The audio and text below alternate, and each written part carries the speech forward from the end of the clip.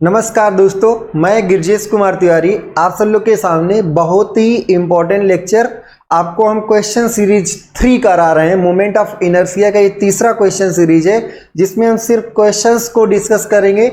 अभी हमारा prime objective है कि आप सब लोग ऑब्जेक्टिव एमसीक्यू टाइप क्वेश्चंस को आसानी से करें जो हर एक एग्जाम में आते ही रहते हैं। कोई भी कॉम्पिटिटिव एग्जाम आप दे रहे हैं तो मोमेंट ऑफ इनर्शिया के एमसीक्यूज आते रहते हैं, तो आप इन सारे इंपॉर्टेंट एमसीक्यूज को सॉल्व करें।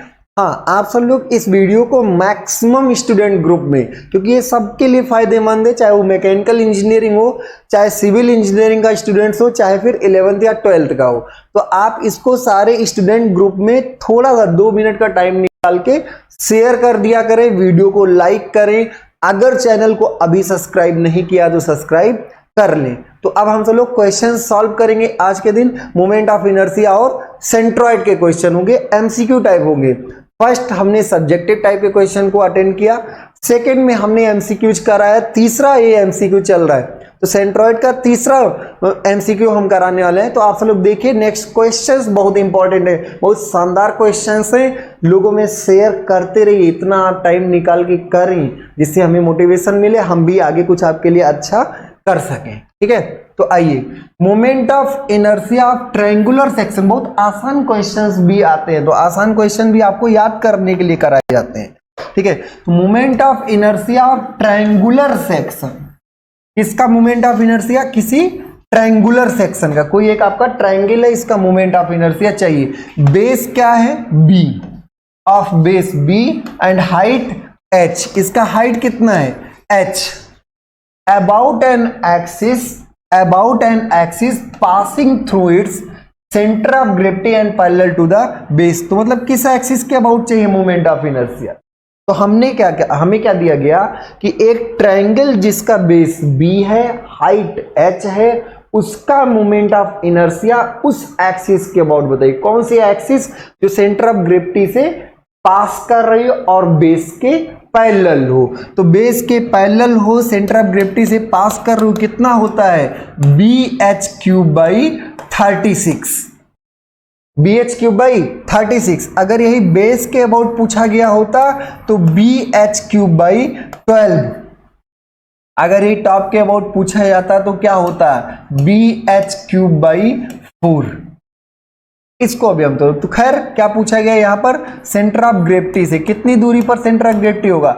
h/3 डिस्टेंस बेस से वर्टिकल डायरेक्शन में। तो क्या होगा? BH3/36। यहाँ पे सेंट्रॉइडल एक्सिस के अबाउट पूछा गया तो BH3/36। Moment of inertia of triangular section, देखिए सारे क्वेश्चंस इंपॉर्टेंट, ध्यान दीजिएगा।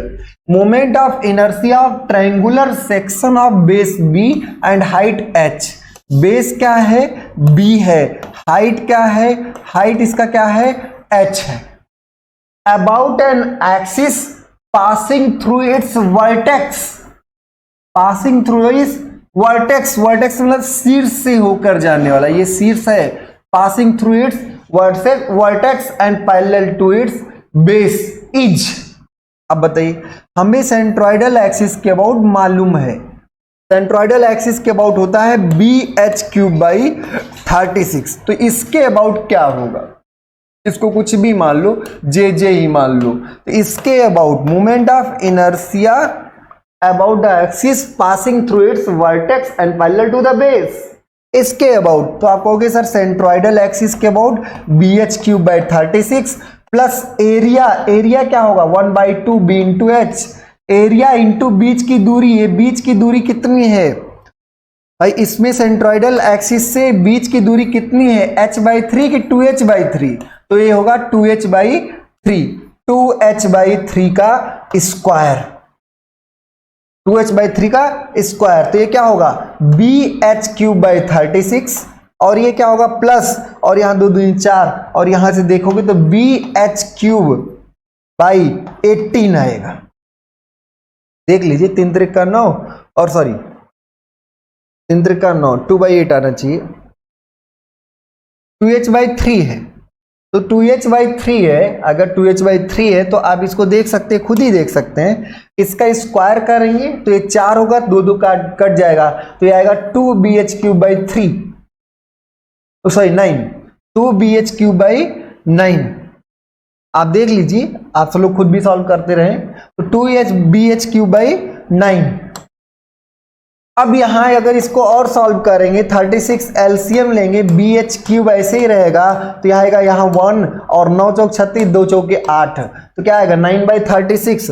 कितना आएगा 9/36 BH³। तो ये कितना होगा 1/4, 9 चौक 36 BH³।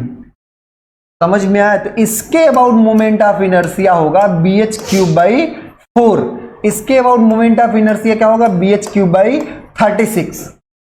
अब ये इसका क्या है 9 गुना है। अगर इसी में 9 से मल्टीप्लाई कर दो, इसमें 9 से मल्टीप्लाई कर दो तो BH³/4 ही आ जाएगा। तो वही क्या, अब इस क्वेश्चन को बहुत ध्यान से पढ़िए। Moment of inertia of triangular section, किसका moment of inertia? Triangular section का। अब क्या होगा बेस B हाइट h, ये गिवन है। About an axis passing through its vertex and parallel to the base, passing through its vertex and parallel to the base is क्या होगा 9 times, 9 times क्या होगा 9 times क्या होगा larger than that passing through the center of gravity and parallel to the base। तो centre of gravity से होकर जाने वाले एक्सिस के क्या होगा 9 गुना ये होगा, 9 times larger, 9 times larger, 9 times larger than that passing through the center of gravity and parallel to the base। अगर ये बेस के थ्रू पूछा जाता तो बेस के थ्रू होता है BH³/12 और ये इसका 3 गुना होता है। ये इसका क्या होता है 3 गुना होता है। तो ध्यान रखिए, ये अगर इसका पूछा जाए तो 4 12, ये भी 3 गुना होता है, ये भी 3 टाइम्स होता है। तो थोड़ा ध्यान देना कि कौन किसके अबाउट, हमें तीनों एक्सिस के अबाउट मालूम है। सेंट्रोइडल एक्सिस BH³/36, अपेक्स के अबाउट BH³/4, बेस के अबाउट BH³/12। अगला बहुत ही इंपॉर्टेंट क्वेश्चन, सारे क्वेश्चन बहुत ही इंपॉर्टेंट, ध्यान से देखिएगा। The moment of inertia of sphere, गोले का moment of inertia of mass m radius r, mass m radius r। तो किसी भी डायगोनल एक्सिस अगर हम देखें तो इसके अबाउट, इस गोला है ये स्फीयर है, तो इसका होता है 2/5 mr²। किसी भी डायगोनल एक्सिस के अबाउट क्या होता है 2/5 mr²। लेकिन ये पूछा क्या गया about an axis tangential to it, about an axis tangential to it. It का मतलब यहां क्या है स्फीयर। तो स्फीयर के टेंजेंशियल किसी एक्सिस के अबाउट आपको बताना है। ध्यान रखिएगा, बहुत इंपॉर्टेंट क्वेश्चन, बहुत बार पूछा गया एग्जाम में, तो ये आप इंपॉर्टेंट मार्क रखिएगा। अब ध्यान दीजिए, गोले का स्फीयर का हमें मास मोमेंट ऑफ इनर्शिया किसी भी डायमीटर के अलोंग मालूम है कितना होता है 2/5 mr²। लेकिन ये पूछा गया कि एक ऐसा एक्सिस जो क्या हो गोले के टेंजेंट हो, जो गोले क्या हो टेंजेंट हो, इसके अबाउट मोमेंट ऑफ इनर्शिया। तो आप कहोगे सर इसके अबाउट मोमेंट ऑफ इनर्शिया जे ही मान लीजिए, इसके अबाउट मोमेंट ऑफ इनर्शिया जो होगा सेंट्रोइडल एक्सिस जो कि डायमेट्रल एक्सिस, तो क्या होगा उसके अबाउट 2/5 mr² और प्लस m इंटू इनके दोनों के बीच की दूरी। तो इनके दोनों कोई भी टेंजेंट आप खींचोगे तो इनके दोनों के बीच की दूरी क्या होगी r, इन दोनों के बीच की दूरी क्या होगी r। बात समझ में आ गई थी? कितना होगा 7/5 mr²। कितना होगा 7/5 mr²। बहुत ही आसान था। तो क्वेश्चन को बहुत ध्यान से पढ़ें। सर डायमेट्रल एक्सिस के अबाउट तो 2/5 mr², लेकिन ये टेंजेंशियल पूछ लिया गया तो क्या हो गया 7/5 mr²। बात समझ में आ रही? तो कौन सा हो गया डी पार्ट 7/5 mr²। ये ध्यान रखना, an axis tangential to it ये पूछा गया। अगला the movement of inertia of solid cone, किसका पूछा गया है? The movement of inertia of solid cone of mass m, mass क्या है m और बेस का रेडियस क्या है r। तो कोई एक सॉलिड कोन है, सॉलिड कोन है, कोई एक सॉलिड कोन है, इसका बेस का रेडियस क्या है r, इसका बेस का रेडियस क्या है r। तो क्या है अबाउट इट्स वर्टिकल एक्सिस, इस वर्टिकल एक्सिस के about mass moment of inertia पूछा गया है। इस वर्टिकल एक्सिस के about mass moment of inertia आपसे क्या है, पूछा गया है। तो ध्यान रखिए कोन का इसके अबाउट जो मास मोमेंट ऑफ इनर्शिया होता है वो 3/10, 3 क्या होता है 10, 3 10, तो 0.3 इसको कह सकते हैं 3/10 mr², 3/10 mr²। तो कोई भी आपका सॉलिड कोन है, ये क्या है, सॉलिड कोन है। सॉलिड कोन का अगर आपसे पूछा जाए कि इसका मास moment of inertia vertical axis के अबाउट बताइए, तो क्या होगा 3/10 mr²। याद रखिएगा, बहुत इंपॉर्टेंट है, इसलिए कि ये याद करना पड़ता है।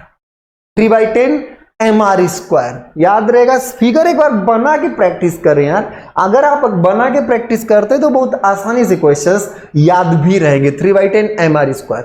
अगला, centre of gravity of solid cone, solid कोन। तो जो सॉलिड कोन होता है इसका सेंटर ऑफ ग्रेविटी कितना होगा, कहां होगा? तो आप कहोगे सर सॉलिड कोन के केस में अगर ये हाइट h है तो कहां पर h/4 डिस्टेंस पर होता है। अगर ये सॉलिड कोन है तो कहां पर होगा, h/4 डिस्टेंस पर होगा। कहां से, बेस से। और अगर यही अपेक्स से पूछा जाए तो 3h/4 होगा। यही आपका वर्टेक्स से पूछा जाए तो क्या होगा, 3h/4 होगा। बेस से h/4, बेस से क्या होगा, h/4। तो पूछते हैं centre of gravity of solid कोन, किसी एक सॉलिड कोन का centre of gravity on the axis at the height, तो क्या होगा 1/4 of the total height above base. Base के ऊपर, बेस के ऊपर कितना, बेस के ऊपर कितना 1/4 डिस्टेंस, ये 1/4 डिस्टेंस ये है आपका बेस के ऊपर 1/4 डिस्टेंस h/4 दूरी पर। कहां से, बेस से। अब ये ध्यान रखिए, इसको हम मान लीजिए कि इसको हम मान लें x और इसको हम मान लें y। तो जो हाइट है सेंट्रॉइड, ये x है और ये क्या है y। तो x आप देखेंगे 3 होगा और ये क्या होगा 1 होगा। तो x/y क्या होगा, x/y आपका क्या होगा 3:1। तो ध्यान रखिएगा सॉलिड के केस में सेंट्रॉइड, सॉलिड कोन के केस में जो सेंट्रॉइड होता है वो वर्टिकल हाइट को 3:1 में डिवाइड करता है। 3 पार्ट इसको, 1 पार्ट इसको, 3 पार्ट ऊपर से और 1 पार्ट नीचे से। तो 3:1 में डिवाइड करता है। ये भी क्वेश्चन आया हुआ है, मोस्ट इंपॉर्टेंट क्वेश्चन है। तो सॉलिड के अब 4 रहता है लेकिन ये 3h/4 होगा ना, तो 3:1 में ही डिवाइड होगा। भले ही वो नीचे से क्या हो, नीचे से 1/4 डिस्टेंस पर होता है। 1/4 तो क्वेश्चन हो गया, लेकिन अगर सेंट्रॉइड पूछा जाए तो सॉलिड के केस में सेंट्रॉइड हाइट को 3:1 में डिवाइड करता है, 3 ऊपर और 1 नीचे। अगला ये नोट कर लीजिएगा, बहुत इंपॉर्टेंट बात है ये। अगला, centre of gravity of thin hollow cone, hollow मतलब टोपी अब आपकी आई है। अब आपकी क्या है, टोपी, बर्थडे वाली टोपी। तो हॉलो कोन है, खोखला कोन है। जब हॉलो होता है उस केस में बेस से h/3 डिस्टेंस पर होता है। बेस से कितनी, ये बहुत इंपॉर्टेंट, इसलिए कंफ्यूजिंग है, इसलिए हम लगातार दोनों करा दिए। अब ऊपर से ये कितनी दूरी पर होगा, 2h/3 दूरी पर।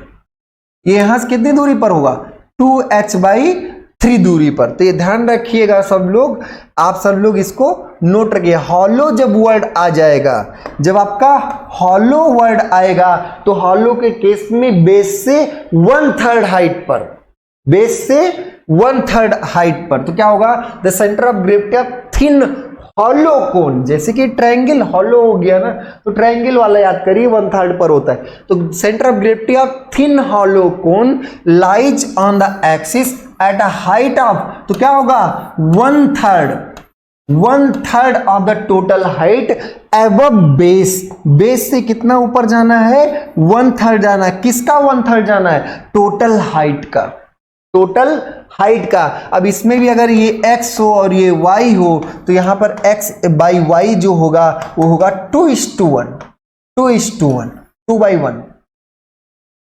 तो हॉलो के केस में 2:1 में डिवाइड होता है, सॉलिड के केस में 3:1 में डिवाइड होता है। क्लियर है? बहुत इंपॉर्टेंट क्वेश्चन, इन दोनों को एक साथ ही मार्क करिएगा, जब भी करिएगा एक साथ मार्क करिए। अगला question, the unit of moment of inertia of an area. ये पूरा बहुत जल्दी नहीं पढ़ना, अरे सर लोग किलोग्राम मीटर स्क्वायर आ गए, नहीं जल्दी करना ही नहीं भाई, जल्दी का काम नहीं। थोड़ा सा जब क्वेश्चन थोड़ा आसान लगे तो टाइम दीजिए, अगर आसान लगे तो थोड़ा टाइम दीजिए। अगला, the unit of moment of inertia of area. तो area moment of inertia A R square होता है, इसका एम मीटर स्क्वायर, इसका भी क्या हो गया मीटर स्क्वायर, तो हो गया क्या मीटर की पावर 4। तो metre to the power 4 area का पूछा जाएगा तो मीटर टू द पावर 4। अगर मास का पूछा जाएगा तो मास का होता है एम आर स्क्वायर, तो ये होगा किलोग्राम मीटर स्क्वायर। ये मास का पूछा नहीं गया, यहां पर क्या पूछा गया एरिया का, तो मीटर टू द पावर 4। याद रहेगा ना सबको, बहुत इंपॉर्टेंट क्वेश्चन है क्योंकि छोटे क्वेश्चंस आपको परेशान करते। The centre of gravity of triangle lies. तो ट्रायंगल का सेंटर ऑफ ग्रेविटी कहां लाई करता है? तो देखिए ध्यान रखिए, हम uniform gravitational field uniform thickness मान के चलेंगे। तो कोई एक ट्रायंगल है, उसका centre of gravity mean centroid. अगर यूनिफॉर्म ग्रेविटेशनल फील्ड है और अगर आपका यूनिफॉर्म सेक्शन है तो उस यूनिफॉर्म थिकनेस है, तो उस समय सेंटर ऑफ ग्रेविटी सेंट्रॉइड पर ही होगा। आप बेसिक लेक्चर को एक बार ध्यान से देखिए, सेंट्रॉइड के हमें 3 थ्योरी लेक्चर कराए हैं, आप बहुत शानदार तरीके से देखिए, बहुत आसान ढंग से हम तीनों को बहुत ढंग से आपको समझाएं, तो आप उसको जाइए देखिए, ठीक है। तो centre of gravity of triangle lies eight the point, तो कहां पर सर? इसके सामने मध्य बिंदु को मिलाइए, इसके मिलाइए माध्यिकाएं, माध्यिकाओं के कटान बिंदु पर होता है।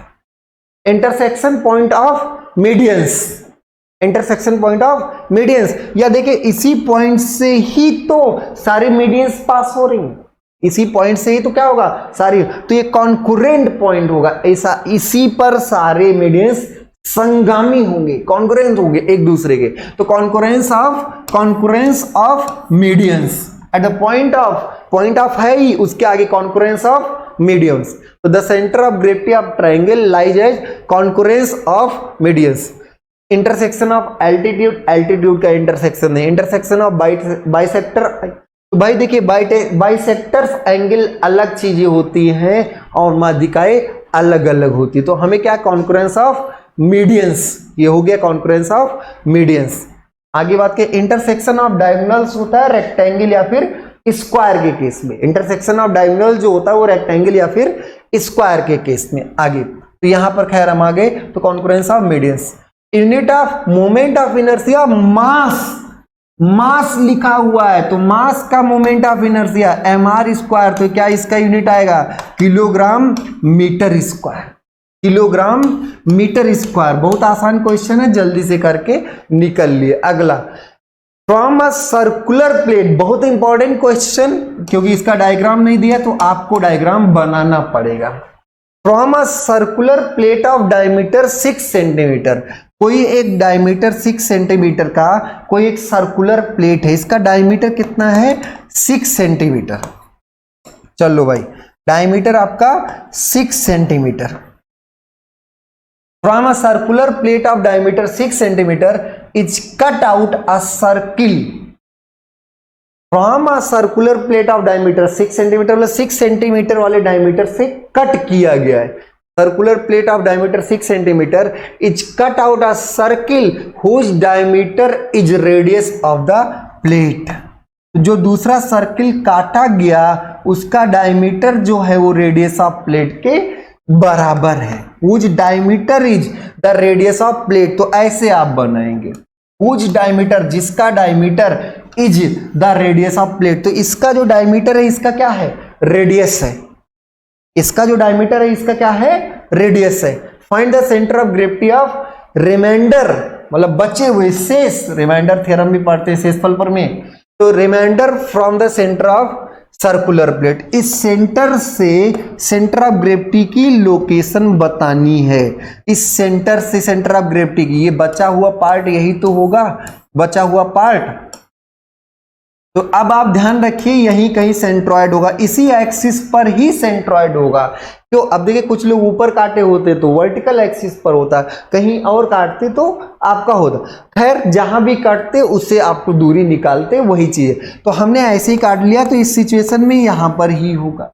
किसी ने कहा नहीं नहीं हम ऐसे यहां किनारे ऐसे काट, तो उस सिचुएशन में इस पर होगा। ये सेंटर है, ये सेंटर है, तो इस पर कहीं यहां पर होगा। तो हमें सेंटर से ही तो इसकी दूरी चाहिए, चाहे जैसे सेंटर से। अब ऐसे थोड़ा समझ में आ जाती है, तो ऐसे में हम क्या करेंगे, एक्स बार निकालेंगे, क्योंकि वाई बार तो 0 होना तय है, वाई बार तो 0 होना तय है। तो एक्स बार क्या होगा, A1 पूरा एरिया A1, तो पूरे एरिया क्या क्या होगा, π/4 d स्क्वायर, डी में 6 स्क्वायर, पूरे का 6 और इंटू 0 इंटू, क्योंकि पहले पूरे का सेंट्रॉइड तो यही होगा, पूरे का सेंट्रॉइड तो यही होगा, ध्यान रखिएगा।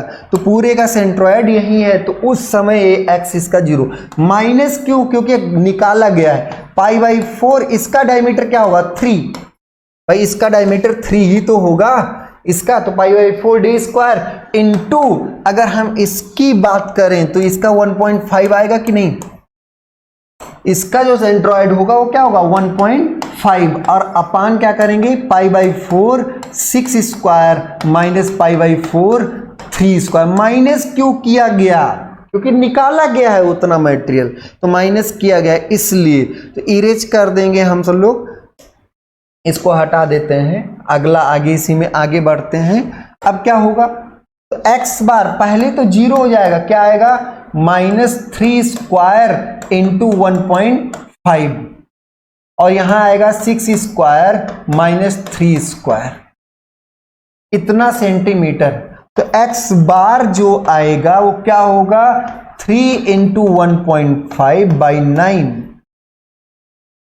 3 इंटू 1.5/9, क्योंकि आप a plus B a minus B करोगे तो a प्लस बी 9 होगा, a माइनस बी 3 होगा, 3 स्क्वायर कट जाएगा, 3 ही बचेगा, तो 3 इंटू 1.5/9, और ये 15 छक्का क्या होगा 90, तो यहां से आएगा पॉइंट 1/2, 3 दूनी 6, तो -0.5 सेंटीमीटर, -0.5 सेंटीमीटर। क्लियर हो गया। अब माइनस से यहां डिस्टेंस पूछा गया है, तो माइनस किसी भी ये बता रहा है कि इधर की तरफ होगा, उस साइड नहीं होगा, इस साइड होगा। लेकिन दूरी अगर पूछी है तो 0.5 सेंटीमीटर, दूरी पूछी है तो क्या होगा 0.5 सेंटीमीटर। तो आप इसका स्क्रीनशॉट ले सकते हैं, कर लीजिए, बहुत इंपॉर्टेंट क्वेश्चन है, समझ में आ भी गया होगा। इस पे हमने और भी क्वेश्चंस करा रखे हैं, ठीक है। अगला question, moment of inertia, MOI generally लिखा जाता है, लेकिन MI भी लिखा है तो ठीक है। Moment of inertia of thin circular ring, thin क्या है circular ring of radius R, इसका रेडियस क्या है R, और मास क्या है M, of radius R and mass M, about an axis, ये बहुत इंपॉर्टेंट, कौन सी एक्सिस, अगर इसी प्लेन के एक्सिस के अबाउट बात करेंगे दूसरा होगा, इसके परपेंडिकुलर एक्सिस के अबाउट बात करेंगे तो दूसरा। तो about an axis perpendicular to the plane of ring passing through the centre, ये मान के चलना है। तो सेंटर से होकर जाने वाले इसके परपेंडिकुलर एक्सिस के अबाउट मोमेंट ऑफ इनर्शिया हमने आपको बताया होगा कि रिंग अगर है तो होगा mr स्क्वायर, क्योंकि पूरा पूरा मास r दूरी पर, हर कोई ये भी r हर कोई r दूरी पर है, तो क्या होगा mr स्क्वायर। बात समझ में आ रही है, perpendicular to the plane of the ring क्या होगा mr स्क्वायर, याद रहेगा ना, आसानी से आप कर लेंगे ना, कोई दिक्कत नहीं। अगर यही कि डायगोनल एक्सिस के अबाउट पूछा गया होता, किसी डायमेट्रल एक्सिस के अबाउट पूछा गया होता तो mr स्क्वायर बाई 2 होता, mr स्क्वायर बाई 2 होता है, तो खैर यही होगा। अगर यही डिस्क होता और इस परपेंडिकुलर पूछा जाता तो डिस्क का वितरण होता है mr स्क्वायर बाई 2 होता है, ठीक है। अगला क्वेश्चन, ये हो गया होगा ना आप सब लोग, कोई दिक्कत तो नहीं है, कराया हमने। अगला question, pick up the incorrect statement from the following, following में से हमें क्या देखना है, गलत कथन को ही देखना, incorrect statement from the following. तो इनकरेक्ट क्या है, the centre of gravity of a circle it's at its centre, centre of gravity of a circle, तो centre of gravity of centroid ही मान के चलिए, तो उस केस में इसके सेंटर पर होता है, हाँ ये सही है। तो centre of gravity at its centre सही है, centre of gravity of circle is at centre, सही बात है। अगला, the centre of gravity of triangle is at the intersection of माध्यिकाएं इट्स मीडियंस, ये भी सही है, पर सही वाला हमसे पूछा ही नहीं गया, गलत वाला पूछा गया कि कौन गलत है, तो ये दोनों सही है। अगला, the centre of gravity of rectangle, rectangle means आयत, तो rectangle is the intersection of its diagonals, intersections of its diagonals, clear है, ये भी सही है, इट्स डायगोनल्स ये भी सही है, बात समझ में। अगला, the centre of gravity of semi circle, तो सेमी सर्किल, यहां पे सेमी सर्किल की बात की है, तो सेमी सर्किल का जो होता है वो क्या होता है, कितनी दूरी पर होता है, बना के आप बोर्ड में लिख चुके हो, कितना होता है ये 4r/3π, कितनी दूरी पर होता है बेस से, 4r/3π। तो centre of gravity of semi circle is at a distance r/2 नहीं भाई, 4r/3π, सेंटर से 4r/3π। और आगे क्या लिखा है, centre of gravity of an ellipse, तो अगर एक एलिप्स है तो इसका सेंटर ऑफ ग्रेविटी कहां होता है, सेंटर पर ही होता है। एलिप्स मतलब अंडाकार का, तो अंडाकार का जो शेप है, जो दीर्घवृत्त है, उसका भी सेंटर पर ही होता है, तो the centre of gravity of an ellipse is at centre. तो ये सारे सही हैं, पर सही नहीं पूछा गया था, तो ऑप्शन कौन सा सही होगा, ऑप्शन कौन सा सही होगा, डी पार्ट, क्योंकि ये गलत था इसलिए ये सही है। ऑप्शन कौन होगा, डी पार्ट। पूछा क्या गया था, इनकरेक्ट पूछा गया था, बात समझ में। अगला क्वेश्चन बहुत शानदार, सारे क्वेश्चन तेजी से भी कर रहे, सीखते भी रहे। The moment of inertia of circular area, circular area, circular area about an axis perpendicular to the area, area है तो मास की बात ही नहीं होगी भाई, एरिया है तो मास की बात ही नहीं, about an axis perpendicular to the area, तो इसके सेंटर से होकर जाने वाला इस एक्सिस के अबाउट आपको मोमेंट ऑफ एरिया इसका बताना है। तो इसका मोमेंट ऑफ एरिया जो होगा, जैसे mr²/2 होता है ना, वैसे ar²/2 होता है, और a का मतलब पाई, तो क्या होगा πr⁴/2, πr⁴/2, बात समझ में आ गई। The moment of inertia, moment of inertia of circular area, circular area का about an axis perpendicular to the area, about an axis perpendicular to the area equal to क्या होगा, πr⁴/2, πr⁴/2। Mass moment of inertia पूछा ही नहीं गया, फालतू में मास दिया है घबराने के लिए, तो πr⁴/2, क्लियर है। आगे बढ़े, अगला question, the moment of inertia of thin ring, the moment of inertia of thin ring, external diameter दिया है, ध्यान दीजिए। अब यहां पर थोड़ी मोटाई है, थिन तो है पर मोटाई है, external diameter equal to D and internal diameter equal to small D, internal diameter equal to small D. Material यहां भरा हुआ, मटेरियल यहां भरा हुआ है, बात है। तो the moment of inertia of thin ring, external diameter D and internal diameter small D about an axis perpendicular to the plane of ring. तो ये कैसे, इसके अबाउट नहीं, इसके परपेंडिकुलर, एक एक्सिस के अबाउट, इसके परपेंडिकुलर। तो अब इसमें क्या है कि पहले पूरा डिस्क मान लो और इतना डिस्क हटा दो, पहले पूरा भरा भरा मान लो और बाद में इतना काट के लिए जाओ, तो ये पतला हो जाएगा कि नहीं। अरे कुल मिला के हॉलो शेफ्ट की बात कर रहा है। तो यहाँ पे अगर हम मोमेंट ऑफ इनर्शिया पूछें, जो आपसे पूछा गया वो भी कौन सा मोमेंट ऑफ इनर्शिया, एक एक्सिस जो इस रिंग के क्या हो, प्लेन के परपेंडिकुलर हो, सेंटर से होकर जा रहा हो। तो मोमेंट ऑफ इनर्शिया अगर पूरी डिस्क होती तो πd⁴, अच्छा πr⁴ रटे हैं भाई, चलो भाई आर की पावर रट लो, कोई दिक्कत नहीं, जैसे आप रटे हो वैसे ही करा देते हैं। तो पाई आपका क्या है, एक्सटर्नल रेडियस की पावर 4/2, ये तो पूरे का हुआ, माइनस पाई इंटरनल रेडियस की पावर 4/2। अब रेडियस नहीं सर, तो पाई/2 आप कॉमन ले लीजिए और यहां पर जब डायमीटर लिखेंगे तो ये d की पावर 4 बाई क्या होगा, 2 दूनी 4 दूनी 8 दूनी 16 और क्या होगा, स्मॉल d की पावर बाई 16, स्मॉल d की पावर 4/16।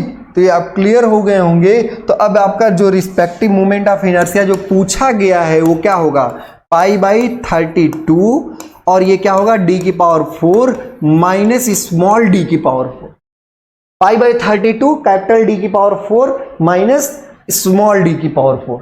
बात समझ में आ गई। तो क्या होगा यहाँ पर, पाई/32 d की पावर 4 और माइनस स्मॉल d की पावर 4, माइनस माइनस जहां पे पहले तो ये सब गलत ही काट दो, प्लस वाले तो होंगे नहीं, माइनस वाला पर d की पावर 32 कब आएगा, जब perpendicular polar movement of inertia पूछा जाएगा। और परपेंडिकुलर वर्ड यहां पर लिखा भी है, perpendicular to the plane of ring, तो इसलिए पाई/32 d की पावर 4 माइनस स्मॉल d की पावर 4।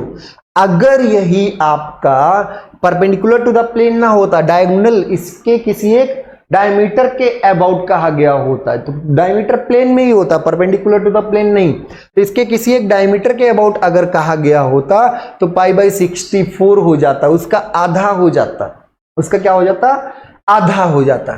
ठीक है, moment of inertia of solid sphere बहुत इंपॉर्टेंट है, कई बार पूछा जाता है, भले ही आसान है, भले ही आसान है पर कई बार पूछा जाता है। तो सॉलिड स्फीयर का मोमेंट ऑफ इनर्शिया क्या होगा, 2/5 mr², 2/5 mr²। बस अब टेंजेंशियल टू द स्फीयर होता तो 7/5 mr², अभी आज हम सब लोग आज ही किए हैं। ठीक है, तो अब हम सब लोग क्वेश्चन सीरीज ढेर सारे क्वेश्चन सॉल्व करेंगे। आप सब लोग इसको मैक्सिमम स्टूडेंट ग्रुप में शेयर करें, मैक्सिमम लोगों तक ये पहुंचे और उसके बाद हम सब लोग और भी क्वेश्चंस करते रहेंगे आने वाले समय में। और हमारा आपका टेलीग्राम चैनल भी है, गिरजेश तिवारी लर्निंग पॉइंट के नाम से, आप टेलीग्राम चैनल पर जुड़ सकते हैं। डिस्क्रिप्शन बॉक्स में लिंक्स सारे दिए हुए हैं। फेसबुक पेज भी है गिरजेश तिवारी लर्निंग पॉइंट, तो फेसबुक पेज पे भी जुड़ सकते हैं। इसके साथ साथ इंस्टाग्राम पे भी आप जुड़ सकते हैं हमसे, गिरजेश तिवारी लर्निंग पॉइंट से। आप ट्विटर पे भी गिरजेश MNNIT के नाम से जुड़ सकते हैं। तो आप जहां पर भी आप जुड़ना चाहें, आप हर जगह अवेलेबल हैं। सारे PDF हम टेलीग्राम चैनल पे ही डालेंगे, तो आप सब लोग सब जगह जुड़ें, मैक्सिमम लोगों को जोड़ें। और आज के लिए इतना ही, और आगे क्वेश्चन सीरीज लेके आएंगे। आज के लिए इतना ही, बहुत बहुत धन्यवाद।